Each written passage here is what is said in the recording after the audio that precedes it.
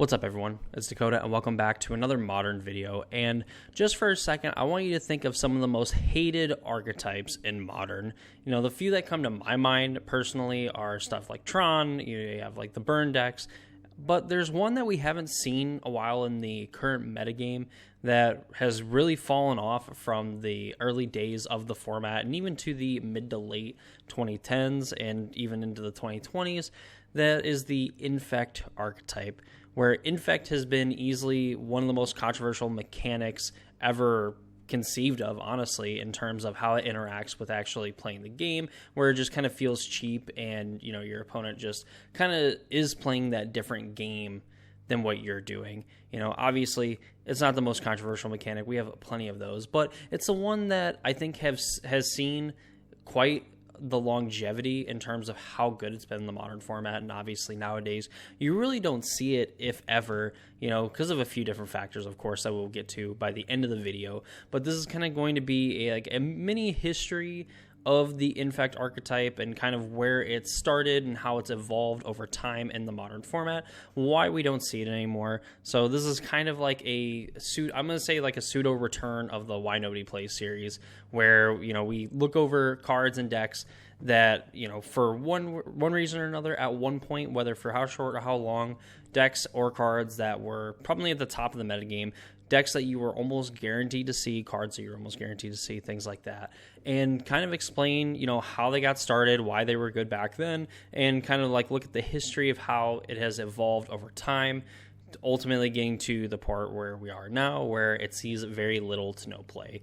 You know, this series is in no way meant to hurt anybody's feelings. It's kind of like a fun way to look back and kind of detail in, you know, maybe a not so deep way, but rather kind of some of the important things of the format, what changed, and how it overall affected either the card or archetype itself.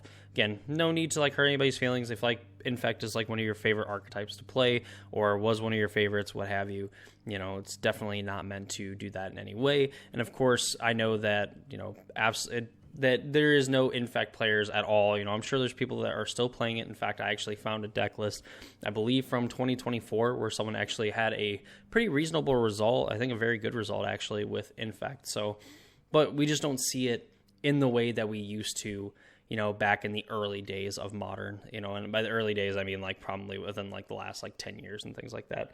But of course, before we get too deep into the video and we talk about the Infect archetype, if you're not already subscribed to the channel and you want to see more videos, please consider subscribing and ring the notification bell so you know when those videos get posted.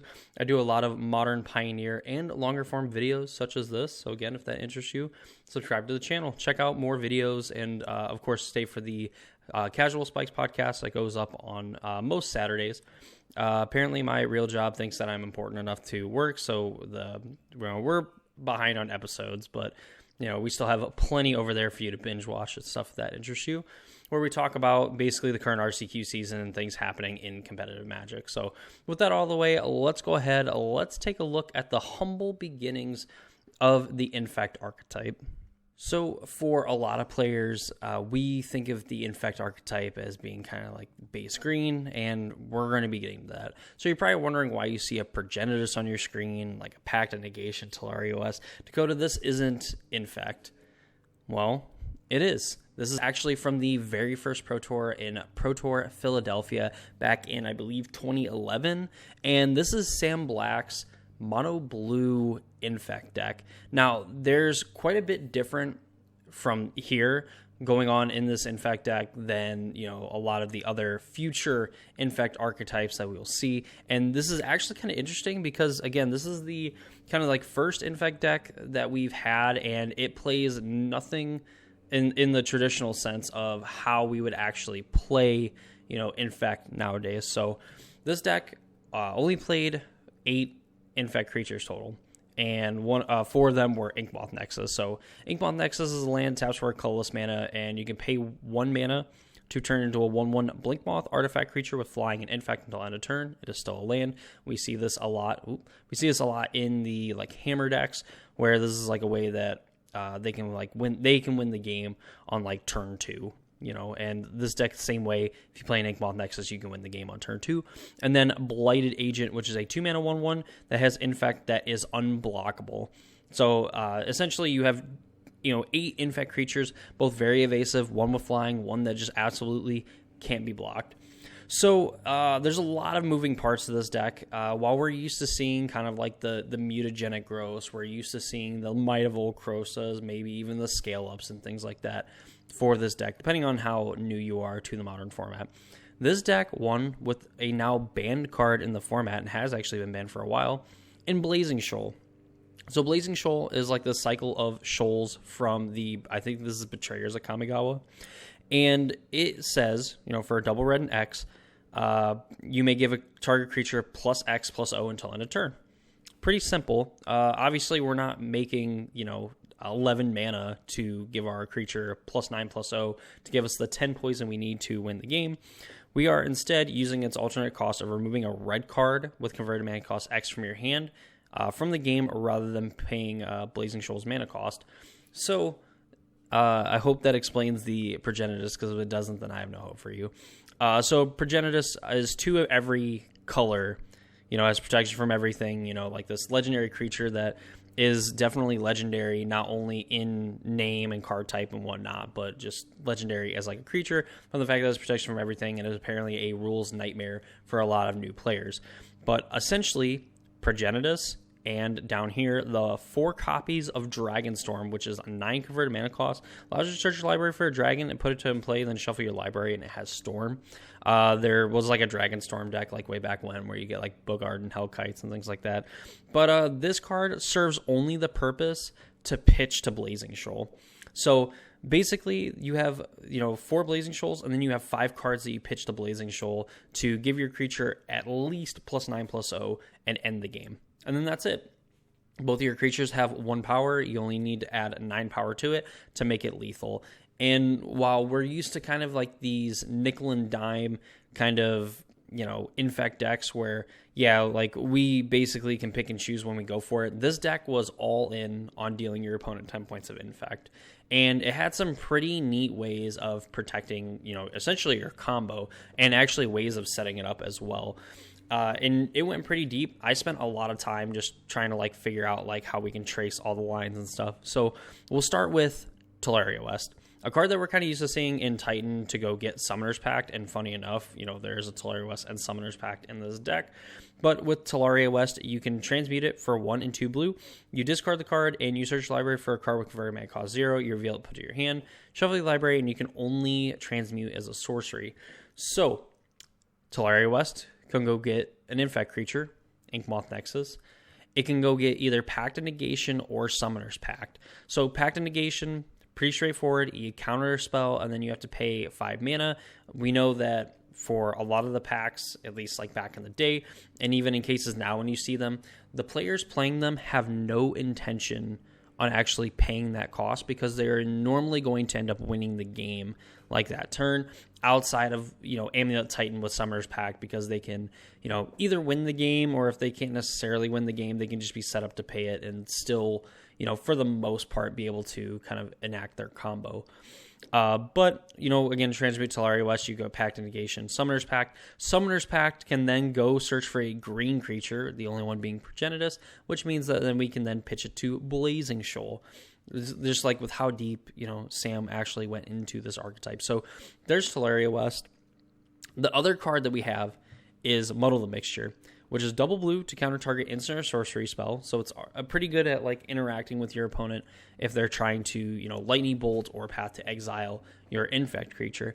This can also transmute for 2 and, a generic to then search for something with converted mana cost 2.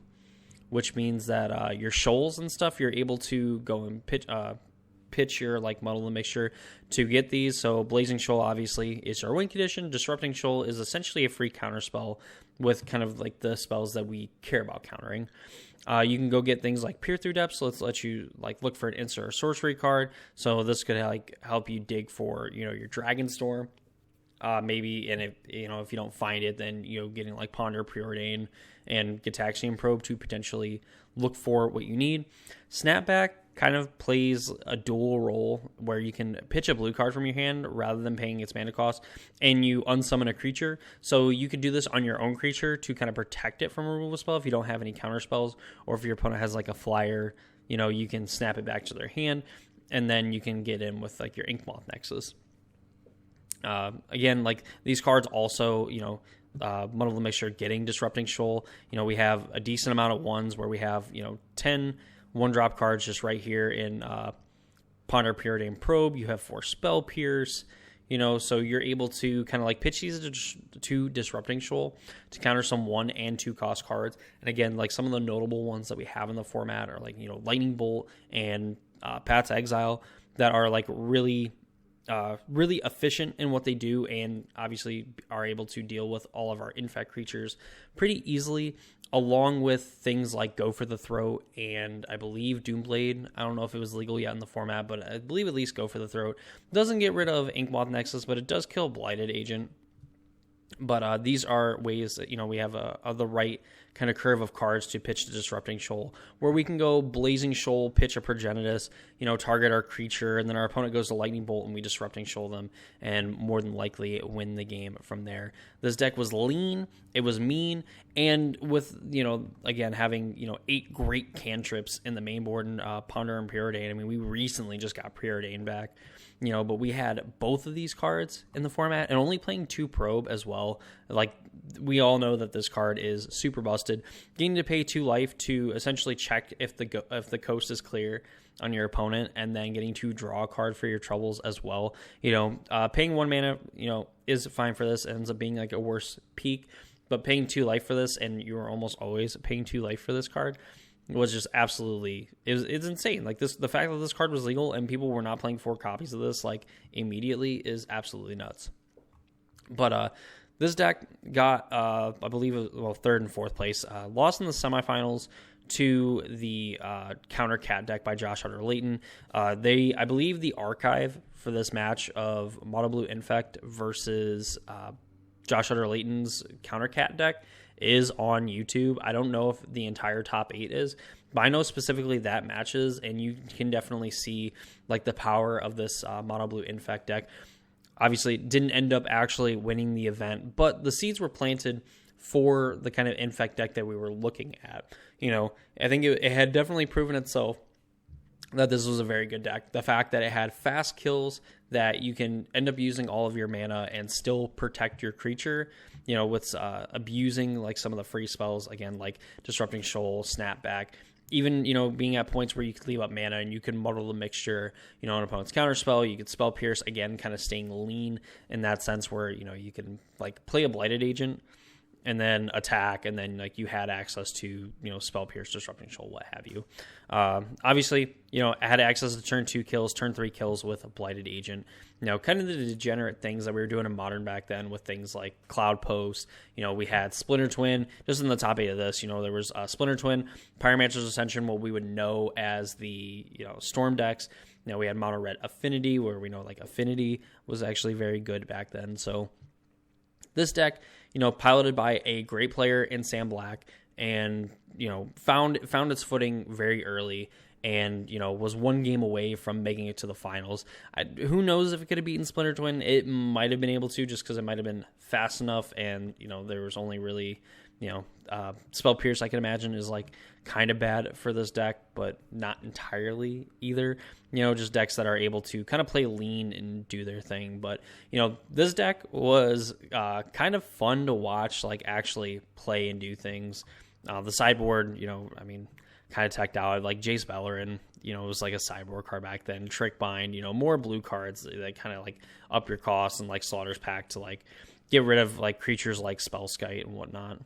So overall, like this is a neat deck, and this is kind of the start of the archetype. Unfortunately for the deck itself, it's kind of short-lived in what it got to do, because shortly after, Blazing Shoal and then like Ponder Preordain would be banned from the format, and we would kind of see players tool around again, kind of with the Infect archetype. I think what we learned from this Pro Tour in specific is that Infect itself was very powerful, and the pump spells basically on these Infect creatures are broken, because it's like you basically ×2 the pump that you get from it, because you got to deal 10 to your opponent rather than 20. So I think that players knew was going to be very powerful. It was just, how can we end up building towards doing the same thing, but without Blazing Shoal, and allow for maybe a little bit more consistency in the deck, because this deck in particular could lose to itself, whether it didn't find an Infect creature or just could never assemble Blazing Shoal plus a red card as well. So it'd be kind of difficult in that way. But at this point now, like, we know that Infect itself kind of has legs. It's where it's going to go from here. And thankfully, with our next deck list and our next Pro Tour, which is also a notable Modern Pro Tour. There's a lot of notable Modern Pro Tours, but this one being notable, we'll explain when we get there, for some pretty broken, even some more broken stuff happening than, say, necessarily Pro Tour Philadelphia, in terms of, the fact that we had bannings after this one, and we still had some pretty busted archetypes in the format. So let's go ahead. Let's look at a Pro Tour Return to Ravnica and see what Infect did to try to keep itself relevant in the Modern format.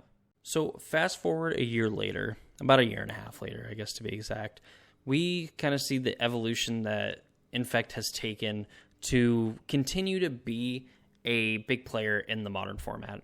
And players correctly identified, Infect is very good when you have to deal half the amount of damage to your opponent than, a lot of the other aggro decks. Then you can definitely find success in the format.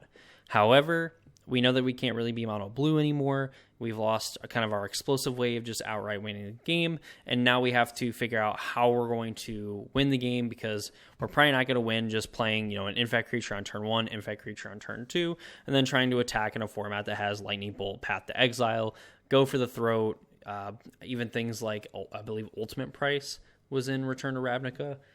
We basically super efficient removal, and that too on top of, Abrupt Decay being printed in Return to Ravnica to basically be able to interact with Glistener Elf and Blighted Agent.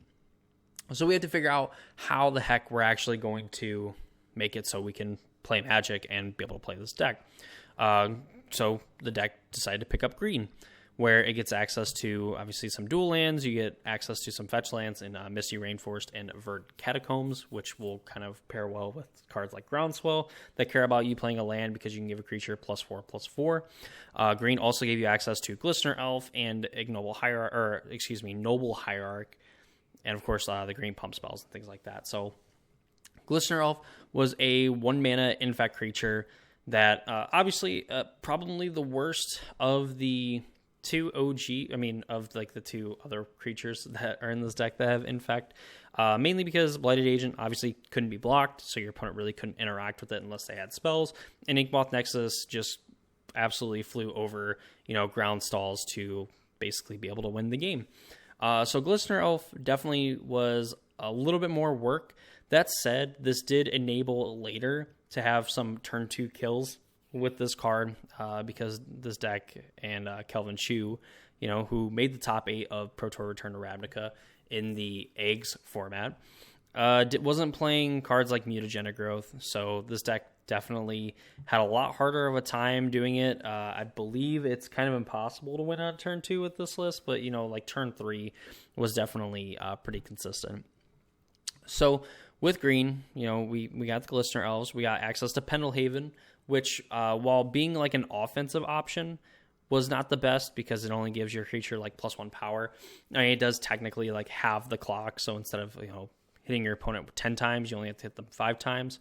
And I guess you could play your pump spells defensively, but you could also play Pendelhaven pretty defensively too, because it doesn't care if the creature's attacking or whatnot. It just gives a 1/1 creature +1/+2, and with things like Electrolyze running around the format, which is a very popular card, things like Fork Bolt, Burst Lightning, things like that. Like a decent amount of 2 damage burn spells, where Pendelhaven could protect your creature and force your opponent to have a second burn spell to deal with it, and just have them use up those resources to kind of kill your Infect creatures. Now that instead of playing 8 total, we have access to 10 in creature form and then 4 in Inkmoth Nexus, so 14 total Infect creatures. Your opponent can't use 2 cards to kill all those creatures every single time, especially getting again to a certain point where they're going to end up needing more spells to compete with those. But Pendelhaven, good defensive option, also like a decent offensive option as well. You have cards like Groundswell, they can give a creature +2/+0, and Might of Old Krosa, that gives creatures +2/+2. Groundswell gives a creature +4/+4 if a land enters. Might of Old Krosa, if you cast it during one of your main phases, gives a creature +4/+4, and Vines of Vastwood gives your creature, says that your creature cannot be the target of spells or abilities an opponent controls this turn, and if it's kicked, it gets +4/+4 until end of turn. So, like, Vines wasn't necessarily the best pump option because you needed 2 mana for it, and you more than likely didn't get to use the protection clause on it if you're using it aggressively. This was definitely more of a reactive card, kind of in the same vein as I would put Pendlehaven. But again, like, you know, in a pinch, like if you just need to deal 5 Infect to your opponent, like technically for 2 mana, you can do that. But obviously, Groundswell and Might of Old Krosa were a lot better just because they could give you, you know, +4/+4 instead of like +3/+3, like something like Giant Growth and whatnot. And they do it for 1 mana. Cards like Apostle's Blessing at 2 copies. Target artifact or creature you control gains protection from artifacts or from the color of your choice until end of turn, you know, for 1 and a Phyrexian white. So, you know, again, for like cheap, you know, you have 6 protection spells in your deck to make sure that, you know, if you keep a hand with like 1 or 2 Infect creatures and like 2 lands and a bunch of pump spells, you know, Apostle's Blessing, you know, for pretty cheap, especially even on turn 3, you can just go play a land, Groundswell, Might of Old Krosa, and then you have Apostle's Blessing backup to hit your opponent for a 9 Infect and more than likely win the game from that point. Gitaxian Probe coming back. You know, we have Ponder Preordain that got banned and replaced with Serum Vision and Sleight of Hand, and Gitaxian Probe just got to go up extra copies. I don't really have to tell you how good this card is. The fact that you can just look at your opponent's hand essentially for free and make sure that the coast is clear and draw a card so that you can just throw your pump spells at your creatures or put your opponent in a very awkward positions to where they have to use it because you're just going to end up nickel and diming them. And that worked out better for these green-blue versions of the deck for the fact that you had more Infect creatures. You really couldn't nickel and dime your opponent when you only had 8 Infect creatures because, you know, they could reasonably like 2-for-1 themselves to get rid of those creatures. You know, if you're only able to deploy 1 or 2 of them a turn, the fact that you are doubling essentially the amount of Infect creatures plus 2 more with Ironclaw Mirror to essentially, you know, kind of like boost yourself up here in terms of, you know, having a more critical mass of Infect creatures. Notably in this deck, notably, you're also playing Rancor. Maybe that's not notable, but it is a kind of annoying thing to deal with when you have a, 3-power creature in a format where people are playing like mana, Birds of Paradise. They're also playing their own Noble Hierarchs. They're playing, these 1 and 2 toughness creatures where you can kind of, kill those creatures, trample over. And I believe, with some of the persist cards, they didn't really want to block the Infect creatures because then, they would come back with a -1/-1 counter. But since Infect deals damage to creatures in the form of -1/-1 counters, they don't come back. So definitely annoying for something like a Kitchen Finks to have to block like a Glistener Elf or an Ironclaw Mirror or anything like that. Because they will win the battle, but they will not win the war because then they will not be able to come back, which is pretty interesting. Noble Hierarch as well being added to this deck to definitely to ramp, but the fact that it has Exalted as well, and the fact that this card was like $70 at one point in the history of Modern, made it so you could have double 4 power pump spells on your creature, plus the Exalted 9, plus the 1 power, 10 damage. So this deck list from Kelvin Chu made the top 8 of the event, lost in the semifinals, not sure who they played. And there's some like very notable players here, like Stanislav Sivka, who ended up winning the event with what we called Sunny Side Up, which was essentially ended up being one of the most boring Pro Tours to watch. I mean, especially like you can watch like the whole thing, and it's crazy. That Pro Tour was nuts. But you see players like Yuya Watanabe, David Ochoa, Li Shitian, Pedro Carvalho, Eduardo, who usually does like coverage, or at least did coverage for like the Grand Prix and stuff like that a while ago. Willie Adel also making the top 8, so a pretty stacked top 8, and Kelvin Chu doing very well with this new version of Infect, and kind of like what we would see going forward with some changes. And I kind of look forward to kind of bringing you those changes as we kind of again continue on And this is basically what we would end up seeing from Infect for the foreseeable future. And I believe the next deck list I have queued up is actually from another Pro Tour that is infamous for some broken things going on. So let's go ahead and look at that deck list. So then we fast forward to Pro Tour Fate Reforged in Washington, D.C. And this deck piloted by none other than John Finkel, someone who I believe in either the previous Pro Tour that we just looked at, Return to Ravnica, I believe that they were on Storm as well, when like that archetype was kind of like kicking around and whatnot. And they picked up Infect for this Pro Tour, and we see a lot of the same things. Since we are in Fate Reforged and whatnot, and we had just had Khans of Tarkir previously, we do have access to cards like Windswept Heath and Wooded Foothills to kind of go search for our lands. I'm sure this was just like for name choices. Honestly, don't know like the competitive advantage of playing things like Windswept Heath and Wooded Foothills over Misty Rainforest, because all you're going to be getting is forest and breeding pool with your fetch lands. Obviously, just having the ability to play more fetch lands, because we are still, I believe, not even playing card Groundswell. Yeah, I'm not even sure. I'm not even sure exactly why you would play 9 fetch lands. I mean, it is deck thinning, so it is what it is, or just playing these ones specific. So aside from that, some changes in the mana base. We still see 2 Pendelhaven. We see the breeding pools, the forest, the 4 Inkmoth Nexuses, all that stuff. We're down to 1 Ironclaw Mirror in the main. Playsets of, Glistener Elf and Noble Hierarch Blighted Agent. 1 Spellskite in the main, 2 Apostles Blessing, some newcomers in Become Immense and Distortion Strike, up to the 4 full copies of Gitaxian Probe, and then 2 Wild Defiance in the main, which ended up being kind of like a sideboard card that people played, but probably pretty good in the main in this Pro Tour. Because I believe around this time we still had things like Birthing Pod kind of running around, I'm pretty sure. If not, which I believe this is Obzon deck with Jacob Wilson. There was also another Pro Tour as well that we had some other pod things going on. Actually, maybe pod was banned for this Pro Tour, but it was like the whatever decks. Where is it? The Twin Exarch decks that were not banned. So this Pro Tour, some things to know.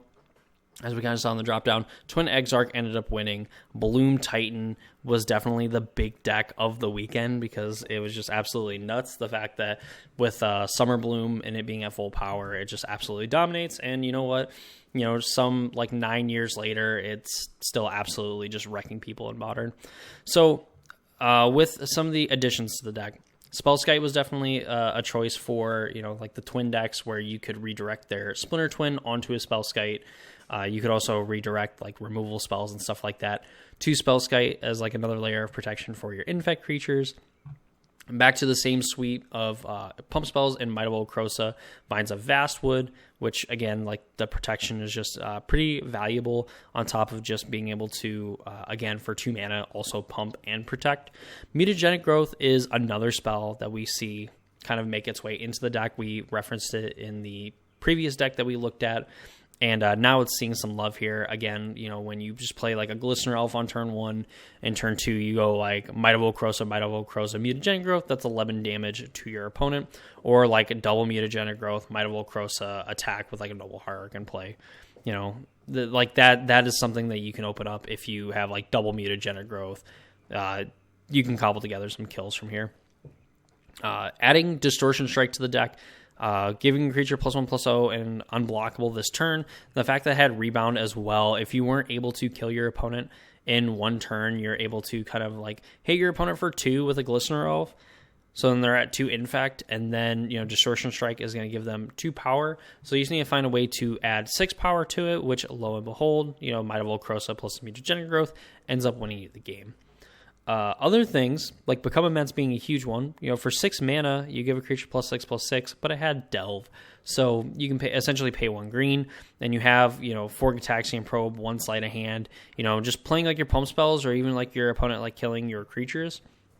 Just meant that you could play like a Blighted Agent, leave up like 2 mana or whatever, like a Vines or an Apostle's Blessing, what have you, and like protect your creature, or have like a Spellskite in play, untap, like Become Immense your Blighted Agent, it's a 7/7 attack with Noble Hierarch. It's an 8/8 on that turn, which, you know, at those points of the game can just end the game.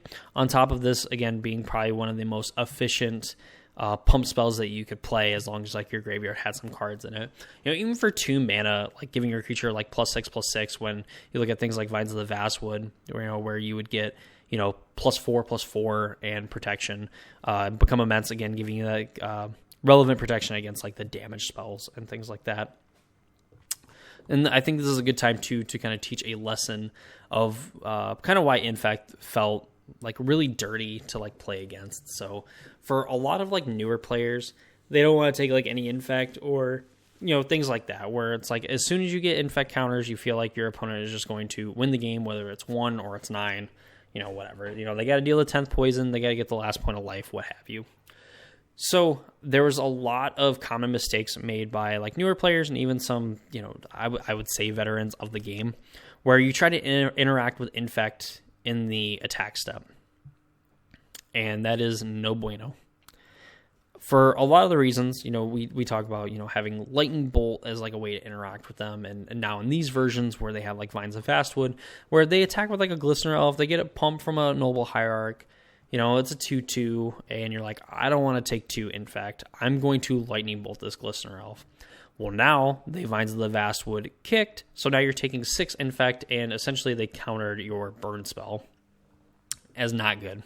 So now instead of just taking 2 Infect, you've taken 6 Infect.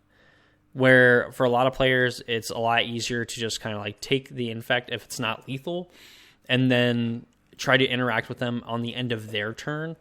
So then that way, like, your sorcery speed removal is less likely to get blown out by things like Vines of the Vastwood and Apostle's Blessing.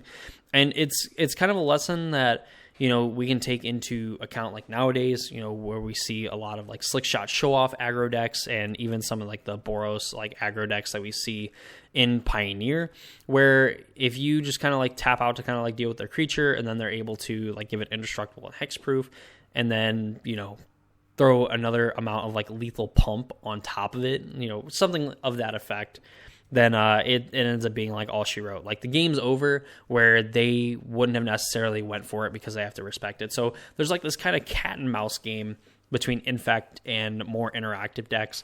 Obviously, if you're just trying to go like full combo, you know, this deck would punish you for that, for the fact that, again, it had plenty of like ways to kill on turn 2, and then even more ways to do so, you know, through 2 turns of having an Infect creature in play. So definitely some hard lessons learned for a lot of players about when to actually interact with this deck.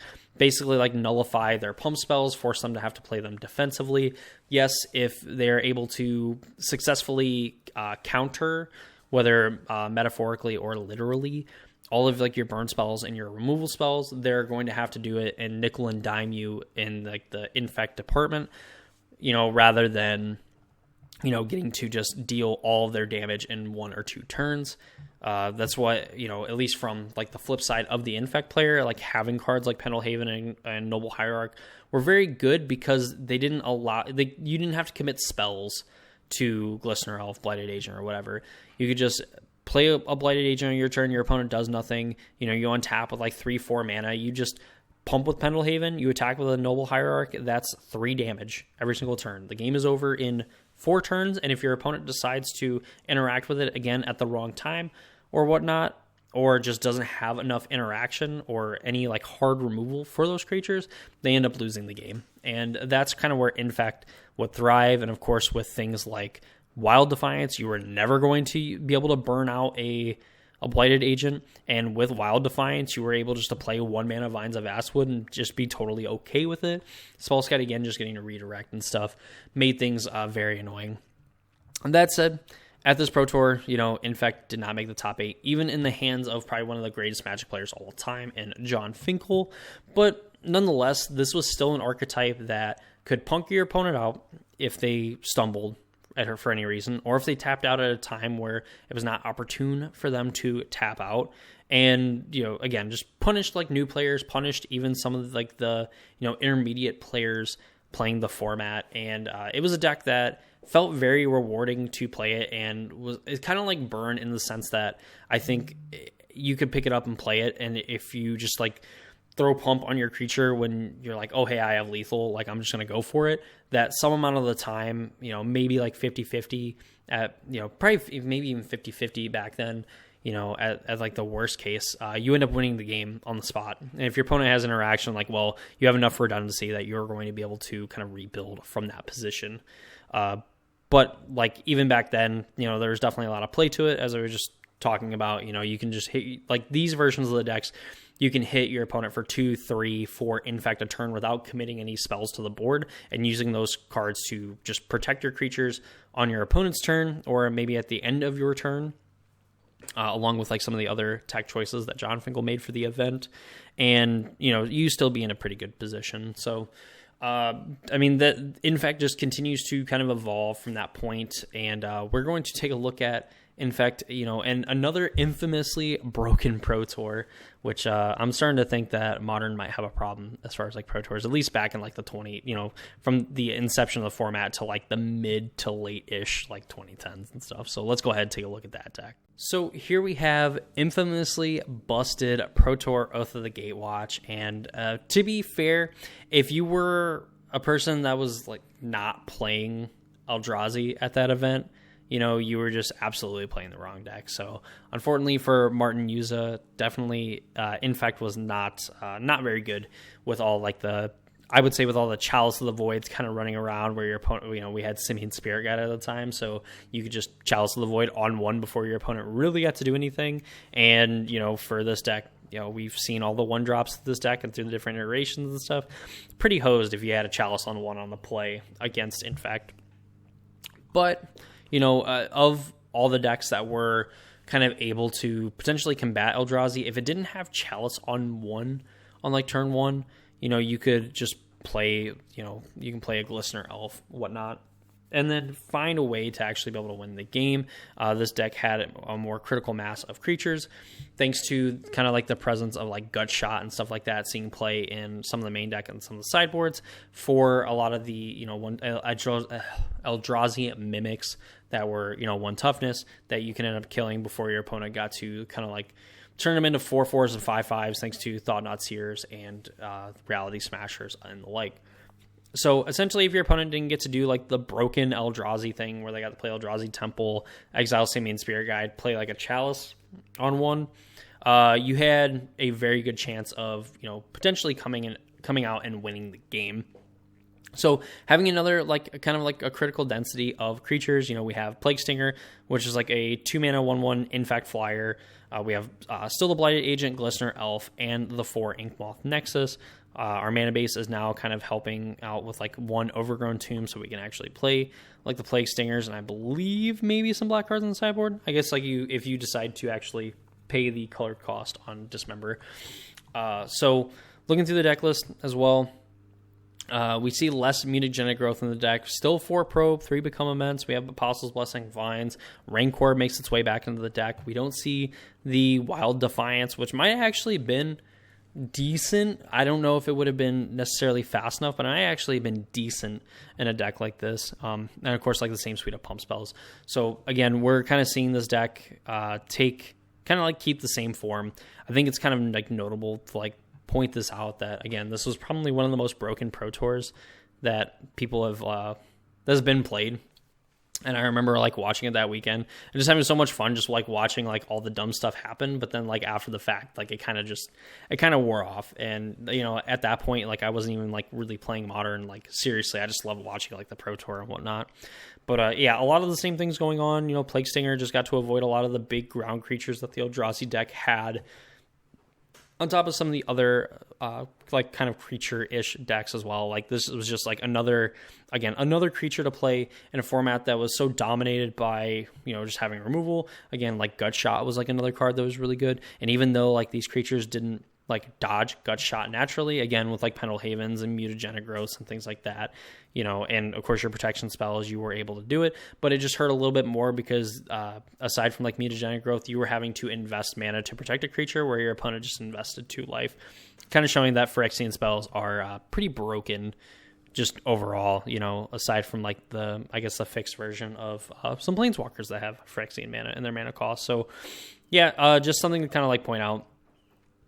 Again, still 4 probe, 3 become immense, like absolutely insane. Eldrazi Winter sucked for a lot of Magic players, as we can kind of see from like the top 8. Like Eldrazi aggro. I mean, like 6 of them, and then 2 affinity decks. So Modern was in kind of a messed up time then, but thankfully after that, Modern surely wouldn't be broken again and again and again with like a set that released like every about 1 to 2 years that were specifically for injecting cards into the Modern format and like skipping Standard and Pioneer. That would never happen, in the history of Magic. With that said, let's go ahead and kind of look at what Infect is up to today and kind of get some of the final updates and things like that. This is definitely just a list that I wanted to point out because, again, there's been some very notable players that have kind of played Infect. And as we've kind of noticed from like 2012 to like 2016, aside from like a few additions, we really haven't seen a whole lot from this deck. And even like a surprising amount of like decks not playing Dryad Arbor. I know that was kind of like a thing because Liliana was like very good, and it was like essentially like, fodder for, a -2. So definitely kind of interesting to think about when actually looking at some of these older decks. So let's go ahead. Let's fast forward all the way to 2024, where Infect actually had a pretty good result in one of the SCG 10Ks and kind of see where the deck has kind of evolved, in the 8 years since it was one of the top decks in the format. So this was the 10K list that I found. This is actually from 2023, the end of 2023, a 47-player 10K trial at SCGCon Pittsburgh. So I definitely gave this deck a lot more credit. I saw like SCGCon Pittsburgh 10K. I was like, well, then that's got to be something, right? And I mean, I guess it kind of is because there is some, Rakdos scams in here, hardened scales, 5-color domain, affinity, things like that. So, kind of a pretty serious, I would say, kind of little tournament here. And this deck is a lot of the same, but definitely quite a bit different as well. So we see 2 Inkmoth Nexus in the deck where we're kind of prioritizing more like mana producing lands down to like 1 Pendelhaven, Boseiju, which we know is basically a staple of the Modern format, like kind of a pillar of the format almost. 2 Waterlogged Grove. These are kind of like the new lands that you can pay 1 mana and tap and sacrifice it to draw a card. And we would see these kind of played in some amount like later on in like Infect's history, just because again, like these turn into cards later. And they also produced mana when you needed them to and came into play untapped at the cost of like a little bit of life to end up playing your spells. We still have Glistener Elf. We still have Blighted Agent in here. Ironclaw Mirror finally found its way out of the deck and actually slotted in Venerated Rot Priest, which does damage a little bit differently. This doesn't wear pump spells very well because no matter what, if players dealt damage by this creature, they get a poison counter. So they don't get, if you put like a Might of Old Crows on it to make it a 5/6, you're not going to deal 5 Infect to your opponent. You're just going to get 1 poison counter and then deal 5 damage to your opponent. So while this didn't wear pump spells very well, it definitely was good with like your creatures being targeted by a spell. So if your opponent decided to like kill your Glistener Elf, Venerated Rot Priest, Blighted Agent, they were going to get a poison counter off the rip, and then if you're able to protect it, they were also going to get another poison counter. And even if they tried to then do that as well, they would have to target Venerated Rot Priest or something like that again with a removal spell, which then would give them a 3rd poison counter. So you can definitely start racking up poison counters, especially if you have multiple Rot Priests in play. Continuing from there, we still see a lot of like the same. We have the 4 Might of Old Croza, we have 4 Mutagenic Growth, 2 Spell Pierce, a Tyvar's Stand, which is a pretty new card that gives a creature +X/+X and gains hexproof and indestructible until end of turn. This is essentially like a 1 mana, like give your creature indestructible and hexproof, and then with like any remaining mana you have left over, you're able to kind of like pump it as well. 3 Vines of the Vastwood, we see same song and dance. Dismember, we have Distortion Strike making its way back in the deck, Preordain making its way back to the deck as well, being unbanned. Sylvan Scrying, which is definitely an odd choice considering that, basically your best targets are like getting Boseiju, Pendelhaven, and Inkmoth Nexus. And Scale Up being one of the, I believe, newest additions, aside from like Tyvar Stand and Venerated Rot Priest. This is a card that when it was printed in the original Modern Horizons, this was basically like destined to be kind of a staple of the deck, because it is like one of your best pump spells. Or like it says, until end of turn, target creature you control becomes a green worm with base power toughness 6/4. It gets to retain all of its typing and stuff. So when you have something like a Blighted Agent and you cast Scale Up on it, it ends up being a 6/4 unblockable infect creature. So, I mean, with that, plus like Might of Old Krosa, that's like kind of like the 2-card combo that you could play to kill your opponent, essentially for 2 mana, and do the same thing with like Glistener Elf and win the game on turn 2 a lot easier than you normally would. With how Scale Up works and how like the stack, or not even the stack, how layers work, you could, in theory, have a Glistener Elf, Pendelhaven this to make it a 2/3, and then Scale Up to make it a 6/4, even though it's not base 1/1 is now a 6/4, because when you activated Pendelhaven and you gave the creature +1/+2 and it was a 1/1, it retains that +1/+2. So with a scaled up creature, it ends up being a 6/4 base, and then it gets +1/+2, so it ends up being a 7/6 creature, which again, like, notable, because then you can play things like Might of Old Krosa and just kind of like get yourself past there. Or, if you have like a Distortion Strike coming back, you Pendelhaven, rebound the Distortion Strike on the Glistener Elf, and then you scale it up. It ends up having 8 power, mutagenetic growth 10. Boom, your opponent's dead. So there's like a few ways you can get together kills, but like this deck is definitely, unfortunately, kind of caught in like this syndrome of 1 toughness creatures being especially bad in the format, and we've seen it be very hostile to very small creatures, and they have to be very powerful. We have cheap interactive ways of protecting these creatures, but it's not really good enough when the rest of the format has kind of like its own free counter spells. It has a lot better things it can be doing very efficiently.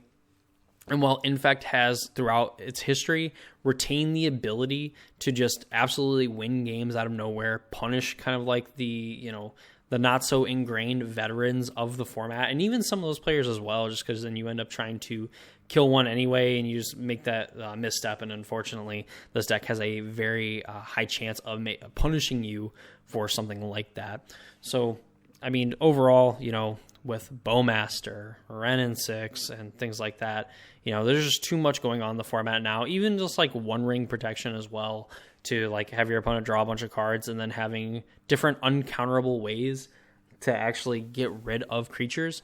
And again, with the format being so efficient now across the board in terms of like its removal, its threats, and things like that, there's just better threats to be playing at 1 and 2 mana. There's better answers to be playing at 1 and 2 mana.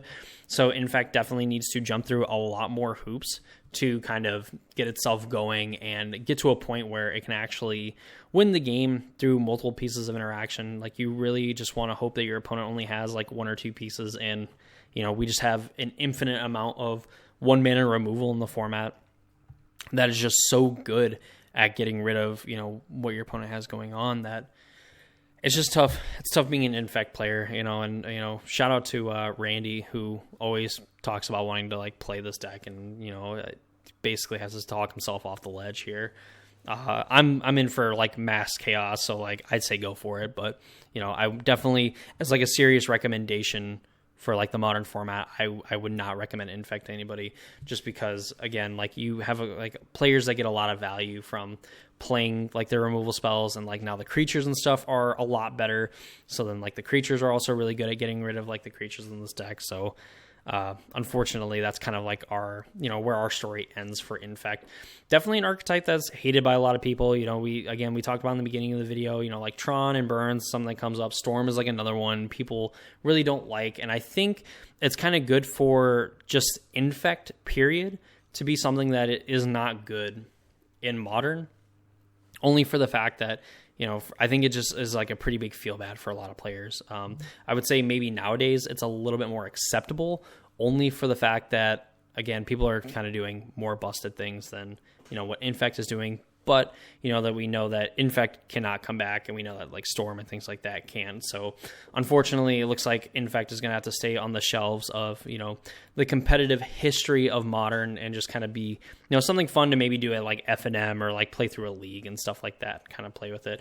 Maybe there's a good Infect list that's out there, but with removal and better creatures being more efficiency, I think Infect might have been power crept out of the format, at least being like a regular in like top 8s and top 16s of some pretty major events and stuff. So yeah, that is the Infect deck history, why nobody plays it anymore, all that fun and unfortunately hurtful things to some people. Yeah, like this deck, whatever. I'm glad to see it go. Oh, I hate the card Inkmoth Nexus. I hate the fact that Hammer gets to play it and win the game on like turn 2, and basically say GG's to my Yawgmoth and kind of give it the middle finger and things like that. But it is what it is. Honestly, like, good riddance. Not good riddance. I don't like this deck anyway.